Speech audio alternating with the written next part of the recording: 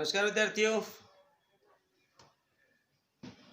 Education point Haryanvi में आपका बहुत बहुत स्वागत है।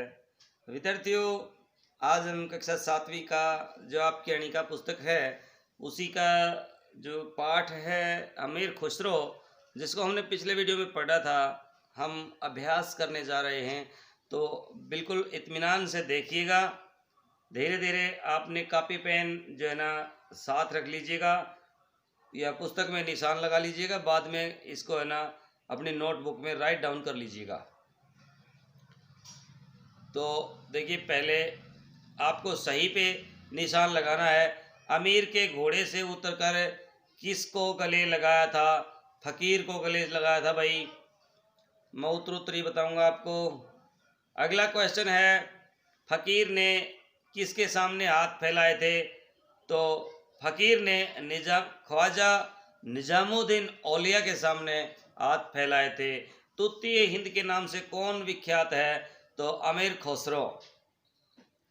700 वर्ष पहले हिंदी के पहले कवि कौन कहलाए? तो वो भी खुसरो ही कहलाए।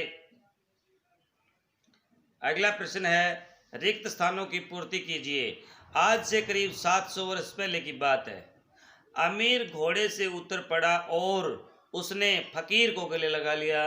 खुसरो ने हिंदी का नामकरण ही नहीं किया, वे उसके आदि कवि भी थे। खलीकाबारी के सिवाय खुसरो ने बहुत सी पहेलियाँ भी लिखी हैं जो बहुत लोकप्रिय हैं। गय का प्रश्न देखिए। गय के प्रश्न में बेटा पहला प्रश्न ये है कि अमीर खुसरो ने ख्वाजा पीर की पगरखियाँ क्यों खरीदी? क्योंकि अमीर खुसरो को पता था कि यह पगरखियाँ उसके गुरु की हैं और वह अपने गुरु से बहुत अधिक प्यार करता था।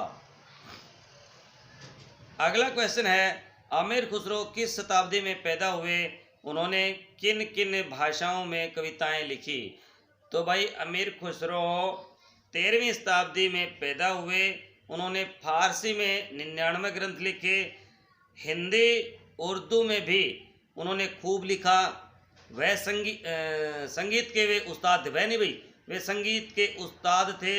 उन्होंने तबला और सितार का आविष्कार किया था। उन्होंने तुर्की, अरबी, फारसी और हिंदी आदि अनेक भाषाओं में अपना साहित्य लिखा।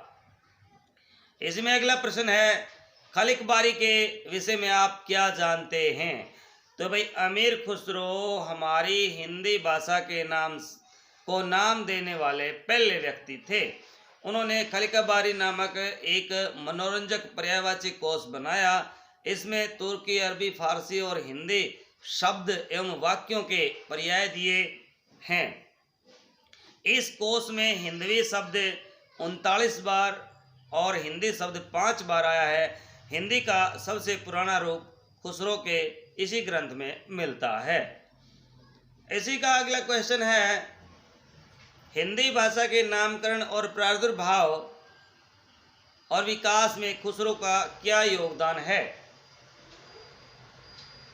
तो भाई खुसरो ने हिंदी का नामकरण ही नहीं किया, वे उसके आदि कवि भी थे। उन्होंने हिंदवी की जो कलम 13वीं सदी में लगाई थी वही पल्लवित पुष्पित होकर के आज राजभाषा का वट वृक्ष बन गई है। इस प्रकार हिंदी भाषा का नामकरण व प्रादुर्भाव तथा विकास में खुसरो का योगदान महत्वपूर्ण रहा है। अगला देखिए, गय बाग। भाई ये गय के हमने क्वेश्चन कर लिए चारों। गय बाग में देखिए, निम्नलिखित पंक्तियों की सप्रसंग व्याख्या कीजिए। कयामत के दिन जब मुझसे पूछा जाएगा कि तू दुनिया से क्या लाया है, तो मैं खुश रहो। ये खुश रहो है ना भाई, ये मिसप्रिंट हो गया है, खुसरो लिख लेना। यहाँ खुसरो को पेश करूंगा। तो भाई प्रस्तुत पंक्तियां अमीर खुसरो नामक पाठ से अवतरित की गई हैं। इन पंक्तियों में ख्वाजा निजामुद्दीन औलिया तथा अमीर खुसरो के अनंत प्रेम को दर्शाया गया है। ख्वाजा भी खुसरो को बहुत प्यार करते थे। जब वे इबादत करते थे तो खुसरो की तरफ इशारा करके कहते थे, या खुदा, इस मुसलमान के प्रति मेरे मन में जो प्रेम है उसे माफ़ करना। कभी कभी यह भी कहते थे कि क़यामत के दिन जब मुझसे पूछा जाएगा कि तू दुनिया से क्या लाया है, तो मैं खुसरो को ही पेश करूँगा। कहने का भाव यह है कि वह खुश रखो, ये है ना भाई, या फिर मिस है थोड़ा सा। भाव यह है कि वे खुसरो को दिल से चाहते थे। ये खुश रखो नहीं भाई, ये वे खुसरो को दिल से चाहते थे, ऐसा लिख लेंगे आप यहाँ। इसी का अगला है, ये है ना 2-3 जगह मिस प्रिंट हो गया था भाई। खुसरो अपने साहित्य और विचारों की मौलिकता में अद्वितीय है। खुसरो अपने साहित्य और विचारों की मौलिकता में अद्वितीय है। तो इसका आंसर आप लिखेंगे, प्रस्तुत पंक्तियां अमीर खुसरो नामक पाठ से अवतरित की गई हैं। इन पंक्तियों के माध्यम से लेखक ने बताया है कि अमीर खुसरो केवल साहित्य की नहीं, वैचारिक भावना से भी पूर्ण थे। उन्होंने अपने साहित्य में बहुत सी भाषाओं को स्थान दिया है और हिंदी का फिर से विकास करने का प्रयत्न किया है, जो हिंदी बाद में राष्ट्रभाषा, राजभाषा के रूप में प्रचलित हुई है। अड़े का भाग है भाई इसका, अंगे का भाग जो है, नीचे लिखे वाक्यों को सही लिखिए।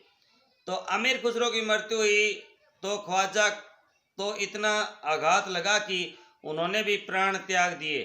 तो इसका सही लिखेंगे, जब ख्वाजा की मृत्यु हुई तो अमीर खुसरो को इतना आघात लगा कि उन्होंने भी अपने प्राण त्याग दिए।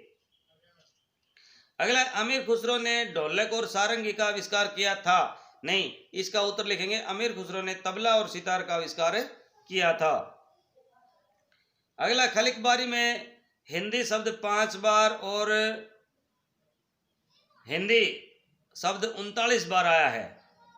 तो ये ऐसे नहीं है भाई, इसको लिखेंगे, खलिक बारी में हिंदी शब्द, हिंदवी शब्द, ये ना भाई, ये हिंदी नहीं, हिंदवी शब्द 39 बार, हिंदवी कर देना यहाँ, हिंदवी शब्द 39 बार और हिंदी शब्द 5 बार आया है। तो ये आपका हमने कर लिया क्वेश्चन गए भाग। आइए अब करते हैं आपका जो है व्याकरण बोध। व्याकरण बोध में क का जो है, इसमें आपको करना है, नीचे लिखे शब्दों में लगे प्रत्यय अलग कीजिए। मुरलीधर, गाड़ी वाला, फारस ई, काव्य आत्मक, ढोल बड्डी ई भाई, ये इसके हो जाएंगे। देख लेना, आराम से कर लो इनको। अगले में है विशेषणों से भाववाचक संज्ञा बनानी है। सुंदर से बन जाएगी सुंदरता, मीठा से बन जाएगी मिठास, और मनोरंजक से बन जाएगा मनोरंजन, और अच्छा से बन जाएगी अच्छाई, और प्रेमी का बन जाएगा भाई प्रेम। इसी तरह से अगला जो है, नीचे लिखे वाक्यों को उदाहरण के अनुसार बदलिए। जैसे नवयुवक देश की सेवा करने लगे हैं, तो नवयुवक देश की सेवा करते हैं। तो अगला वाक्य, जैसे अमीर खुसरो को लोग याद करने लगे हैं, तो अमीर खुसरो को लोग याद करते हैं। विद्यार्थी मन लगाकर पढ़ने लगे हैं, तो विद्यार्थी मन लगाकर पढ़ते हैं। सहेलियां आपस में हंसी मजाक करने लगी हैं, तो सहेलियां आपस में मजाक करती हैं। अब विदेशों में हिंदी का प्रचार होने लगा है, तो अब विदेशों में हिंदी का प्रचार है। ये अगला जो प्रश्न है भाई इसका, ये है कि शब्दों का शुद्ध उच्चारण कीजिए। निजामुद्दीन, निजामुद्दीन, निजामुद्दीन औलिया, निजामुद्दीन औलिया, कैसे बोलेंगे? निजामुद्दीन औलिया। मोहम्मद तुगलक, मोहम्मद तुगलक, मोहम्मद तुगलक। मुर्शीद, मुर्शीद खलिक बारी, मुर्शीद खलिक बारी। तो ये हमने इनका उच्चारण कर लिया है। तो विद्यार्थियों, ये आपका अभ्यास कंप्लीट हो चुका है। आप चाहें तो पहेलियां मुकर्रियां याद कर सकते हैं। हम मिलेंगे आपके नए लेसन के साथ नए वीडियो में।